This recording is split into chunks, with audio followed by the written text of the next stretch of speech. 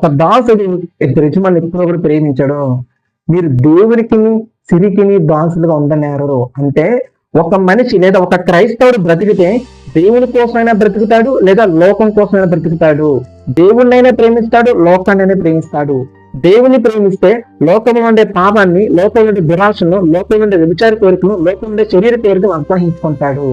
లోకాన్ని ప్రేమిస్తే దేవునికి దూరంగా ఉంటాడు, ప్రార్థనకు దూరంగా ఉంటాడు, వాక్యానికి దూరంగా ఉంటాడు, మందిరానికి దూరంగా ఉంటాడు. ప్రియులారా, ఇద్దరికి కూడా చాలా తేడా ఉంటుందండి. దేవుని ప్రేమించేవారు లోకాన్ని ద్వేషిస్తారు, లోకాన్ని ప్రేమించేవారు దేవుని ద్వేషిస్తారు. ఇలా రెండు రకాల వ్యక్తులు ఉంటారండి. దేవుని ప్రేమించేవారు, లోకాన్ని ప్రేమించేవారు. మూడో రకమైన వ్యక్తులు ఉంటారండి. వాళ్ళు ఎలా ఉంటారంటే, ఇక ఆదివారం దేవుని సన్నిధికి వస్తారు, పండగలకి, ఈస్టర్కి, క్రిస్మస్ ఇలాంటి సమయాల్లో దేవుని సన్నిధికి వస్తారు. ప్రతి ఆదివారం దేవుని మందిరానికి వచ్చి వాక్యం వింటారు. సోమవారం నుంచి చూస్తే అదే లోక సంబంధమైన క్రియలు చేస్తారు, అదే లోక సంబంధమైన సినిమాలు చూస్తారు, సీరియల్స్ చూస్తారు, వ్యర్థమైన అలవాట్లన్నీ కలిగి ఉంటారండి, వ్యర్థమైన వ్యసనాలన్నీ చేస్తుంటారు. పైగా ఏమంటారంటే, మేము క్రైస్తవులమండి, మేము భక్తి పరులమండి, మేము ప్రతి ఆదివారం చర్చికి వెళ్ళిపోతామండి, అసలు మేము ఎంతో భక్తి చేస్తామని అంటారు. కానీ క్రియలు చూస్తే మాత్రము లోక సంబంధమైన క్రియలే చూస్తుంటారు. ఏమంటారంటే, మేము దేవుని ప్రేమిస్తున్నామండి అంటారు, కానీ అదే సినిమాలు చూస్తారు, అదే వ్యర్థమైనవన్నీ చేస్తారు, అదే వ్యర్థమైన సహవాసాలు చేస్తుంటారు, కానీ మళ్ళీ ఆదివారం చర్చికి వస్తారు. ఏమంటారంటే, మేము దేవుని ప్రేమిస్తున్నాం అంటారండి. అయితే ప్రియులారా, ఇప్పుడు దేవుణ్ణి ప్రేమిస్తూ ఇలా లోకం వైపు చూసే వాళ్ళ గురించి, ఈ మూడో రకమైన వ్యక్తుల గురించి దేవుడు చెప్తున్న మాట అండి. నిజంగా ఒకవేళ ఈ రోజున అదే స్థితిలో మీరు ఉన్నారేమో, దేవుడు అంటున్న మాట అలాంటి వారి గురించి ప్రకటన గ్రంథము 3వ అధ్యాయము 15వ వచనం చూడండి. ప్రకటన గ్రంథము 3వ అధ్యాయము 15వ వచనము. నీ క్రియలను నేను ఎరుగుదును, నీవు చల్లగానైనను వెచ్చగానైనను లేవు, నీవు చల్లగానైనను వెచ్చగానైనా నుండినా మేలు. ఏముంది దేవుడు ఏమంటారు ఇక్కడ? నీ క్రియను నేను ఎరుగుదును, నువ్వేంటో నాకు తెలుసు, నువ్వు చేస్తున్న పనులన్నీ నేను చూస్తున్నాను, కానీ ఎలా ఉన్నావంటే, నువ్వు దేవుణ్ణిలో ఉన్నా నేను సంతోషిస్తాను, ఈ లోకం వైపు తిరిగినా నేను సంతోషిస్తాను. కానీ ఎలా ఉన్నారంటే, నువ్వు వెచ్చగాను లేవు, చల్లగాను లేవు, నిలివెచ్చని స్థితిలోని ఉన్నావు. కింద అదే మాట చూడండి, 16 వచనము. నీవు వెచ్చగానైనను చల్లగానైనా ఉండక నిలివెచ్చగానున్నావు గనుక నేను నిన్ను నా నోట నుండి ఉమ్మివే ఉద్దేశించుతున్నాను. ఏమిటి దేవుడు ఏమంటారు తెలుసా అండి?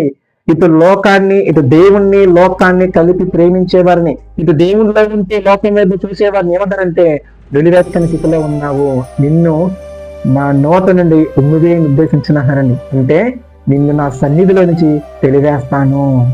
వెలివెచ్చని స్థితిలో ఉన్నవారు పరలోకాన్ని చేరుకోలేరండి. అనుకుంటారండి, మేము పరలోకం వెళ్ళిపోతాము, ఎందుకు ఆదివారం వెళ్తున్నాం కదా, ఇక్కడ మేము పరలోకం పొందుకున్నాం అనుకుంటారు. ఈస్టర్కి సెలబ్రేట్ చేస్తున్నాం కదా, పరలోకం పొందుకున్నాం అంటారు. క్రిస్మస్ సెలబ్రేట్ చేస్తాం కదా, పరలోకాన్ని వెళ్ళిపోయాం అనుకుంటారు. కాదు. చర్చికి వెళ్తేనో, ఈస్టర్ సెలబ్రేట్ చేస్తానో, క్రిస్మస్ సెలబ్రేట్ చేస్తానో మనం పరలోకం వెళ్ళమండి. కంప్లీట్ గా మనం దేవుణ్ణి బ్రతికినప్పుడే, మనము దేవుణ్ణి ప్రేమిస్తున్నామంటే లోకం వైపు అసలు చచ్చినా చేరకూడదు. మనం దేవుని ప్రేమిస్తున్నామంటే ప్రాణం పోయిన లోక ఆశల వెంట వెళ్ళకూడదు. కానీ మనం ఏం చేస్తున్నామంటే, ఆదివారం దేవుడు, సోమవారం కంటే లోకము. ఇట్లాంటి వారు వెలివేస్తున్న స్థితిలో ఉన్నారు, తమ్మును తామే మోసం చేసుకుంటున్నారండి. ఎంతమంది మేము భక్తిలో ఉన్నాం అనుకుంటున్నారు, కానీ నిన్ను నువ్వే మోసం చేసుకుంటున్నావు. ఏమంటారంటే, నువ్వు లోకంలో ఉన్న బాగున్నావు, ఎందుకంటే లోకస్తులైనా కానీ వాళ్ళకి ఒక క్లారిటీ ఉంది, లేదా నువ్వు దేవుళ్ళు ఉన్న బాగున్నావు, వాళ్ళకని ఒక క్లారిటీ ఉంది. కానీ క్లారిటీ లేని ఎవరికంటే వెలుగు లేకుండా నిజంగా తమ్మును తామే మోసం చేసుకుంటుంది ఎవరంటే, ఇటు దేవుణ్ణిలో ఉన్నానని చెప్పుకుంటూనే లోకం వైపు చూసేవాళ్ళ ప్రియుల, ఇలా భక్తి పనులు మనం చెప్పుకుంటూనే లోకం నుండి వ్యర్థమైన పనులు చేసేవారి ప్రియుల. దేవుడు అంటున్నాను వాళ్ళ గురించి మాట్లాడండి. 17వ వచనము. నీ దైర్భాగ్యుడును, దిక్కుమాలిన వాడును, దరిద్రును, బిడ్డవాడును, దిగంబరమై ఉన్నావని ఎరుగట. దిగంబరులు ఎరుగట.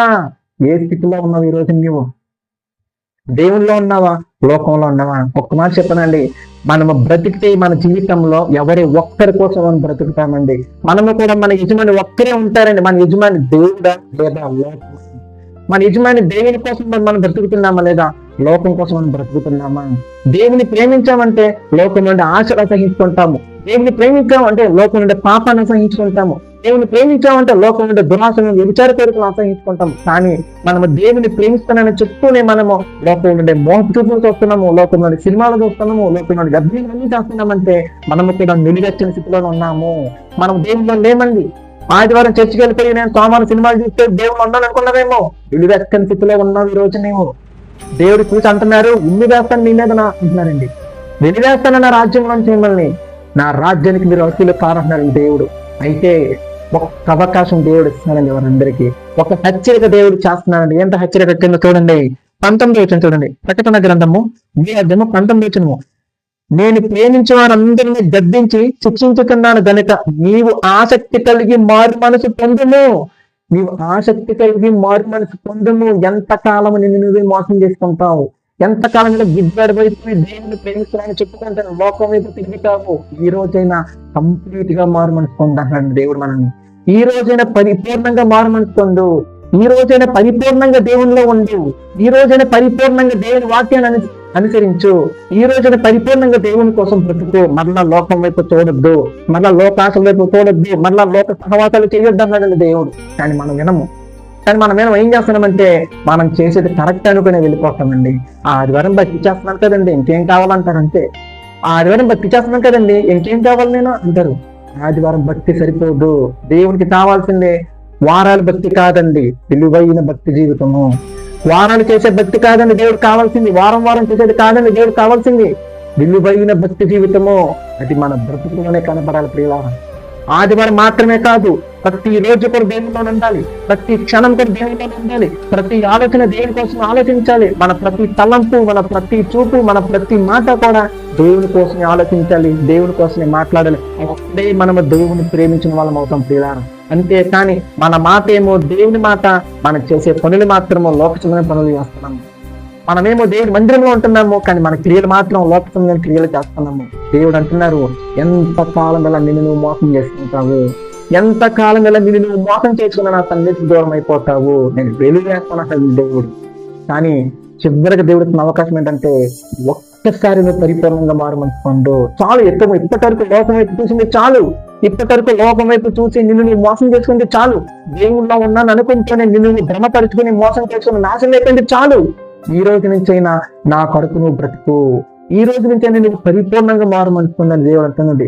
కింద మాట అన్నటువంటి ఆయన ఎలా వచ్చినము, ఇదిగో నేను తలుపు వద్ద నిలుచుండి తప్పుచున్నాను, ఎవడైనా నా స్వరం విని తలుపు తీసినదలా నేను అతని ఎద్దుకు ఇచ్చి అతనితో నేనును నాతో కూడా అతను భోజనము చేయుదును.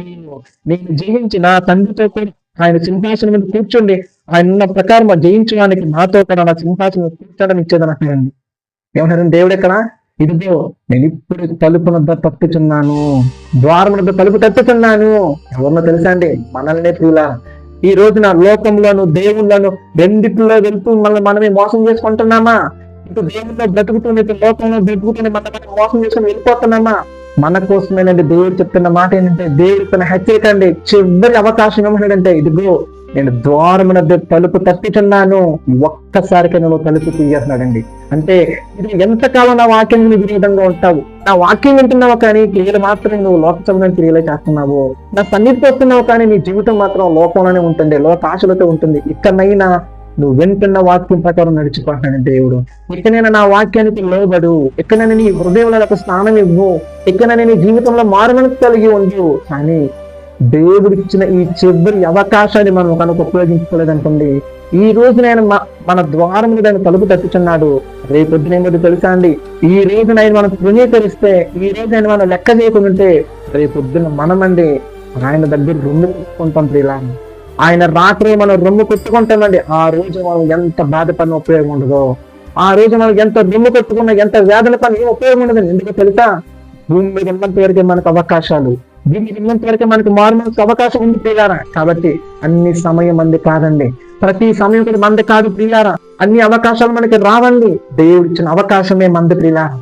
దేవుడు ఇచ్చిన అవకాశమే మందండి. ఆ ఇచ్చిన అవకాశాన్ని బట్టి మారిపోవాలి ప్రియారా. ఈ రోజున మోసం చేసుకుని దేవుళ్ళు ఉన్నాను అనుకుంటూనే లోకంలో బ్రతుకుతూ నిలవేస్తాను నువ్వే మోసం చేసుకుంటున్నావా? దేవుడు దేవుడు చివరి అవకాశము. ఈ రోజైనా కానీ ఆయన వైపు తిరగమన్నాడు దేవుడు. ఈ రోజైనా ఆయన వైపు తిరిగితే దేవుడు ఏమన్నారంటే, ఇదిగో నా పరలోకంలో నా తండ్రి దగ్గర సింహాసనంలో కూర్చొని పెట్టుకున్నాను దేవుడు అంటున్నాడండి.